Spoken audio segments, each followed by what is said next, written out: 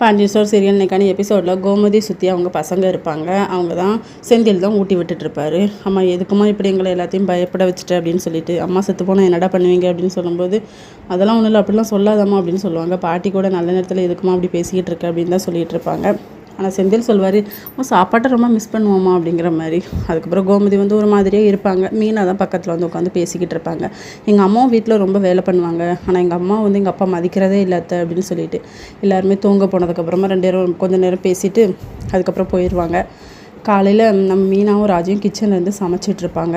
அப்போ பாண்டியன் வெளியேருந்து கூப்பிடுவார், நாங்கள் கடைக்கு போகிறோம், நானும் சரவணனும் அப்படின்னு சொல்லிட்டு, நான் இன்னும் சமைக்கலையே மாமா, டிஃபன் ரெடி பண்ணலையே அப்படின்னு சொல்லும்போது, எங்கள் எல்லாத்துக்கும் சமைச்சு கஷ்டப்பட வேண்டாம், நீ வந்து கோமதிக்கு மட்டும் நம்ம எல்லோரும் ஹோட்டலில் வாங்கிக்கலாம் அப்படின்னு சொல்லிட்டு, அதெல்லாம் ஒன்றும் அவசியம் இல்லை மாமா, நானே பார்த்துக்கிறேன் அப்படின்னு சொல்லி கோமதி வந்து அவங்க ரூமில் இருப்பாங்க. எல்லா திங்ஸும் எடுத்து வச்சுட்ருப்பாங்க.